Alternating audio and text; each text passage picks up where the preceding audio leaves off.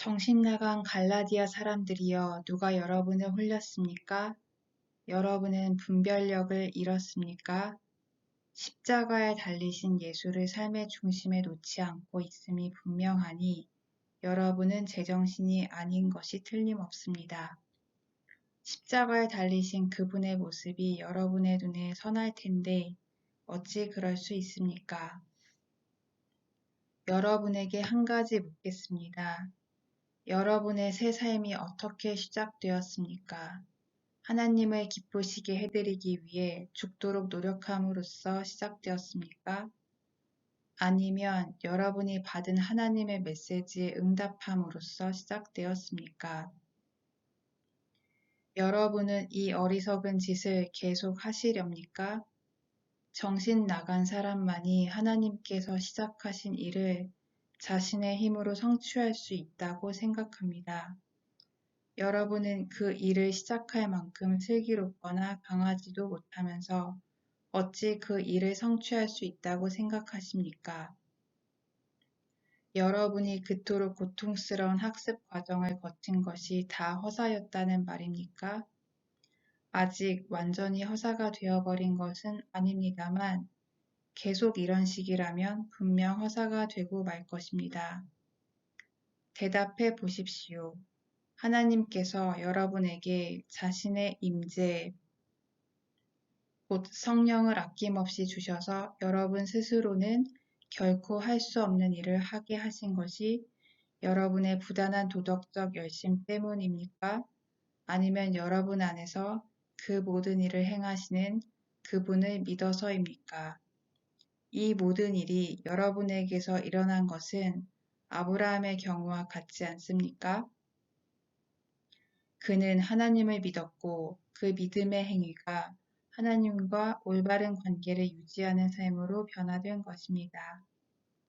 율법을 신뢰하는 사람들이 아니라 그리스도를 신뢰하는 사람들이야말로 아브라함처럼 믿음의 자녀인 것이 분명하지 않습니까?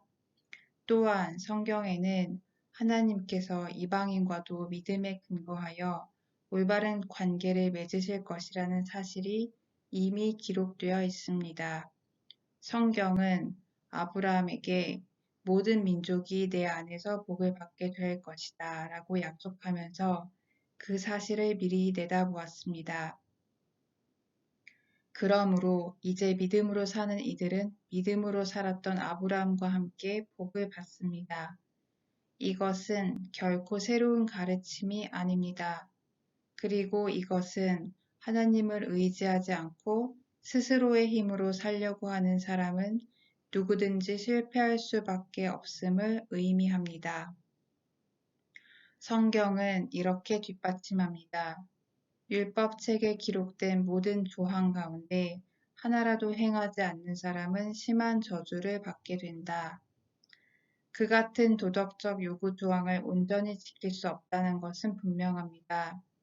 그러므로 그런 식으로는 누구도 하나님과 바른 관계를 유지할 수 없습니다.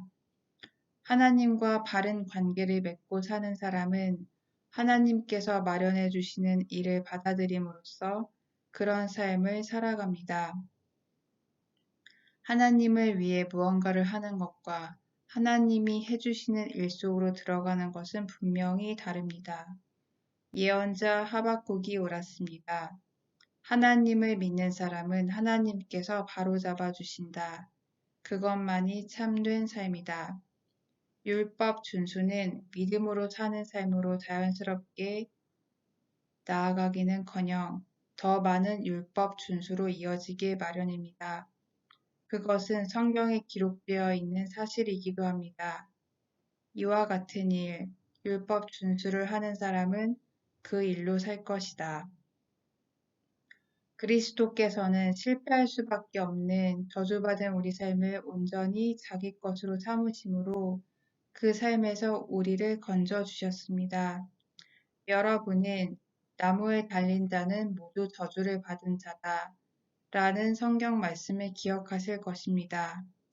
예수께서 십자가에 못 박히실 때 바로 그런 일이 일어났습니다. 그분은 저주를 받은 자가 되셨고 동시에 그 저주를 푸셨습니다. 그 일로 모든 장애물이 사라져 이제 우리는 아브라함의 복이 지금도 계속되고 있으며 그 복이 이방인에게도 유효하다는 사실을 알게 되었습니다. 우리는 너나 할 것 없이 믿음으로 아브라함이 받았던 것과 똑같은 방식으로 하나님의 생명, 곧 성령을 받을 수 있게 되었습니다. 갈라디아서 3장 1절에서 14절 이상 메시지 성경이었습니다.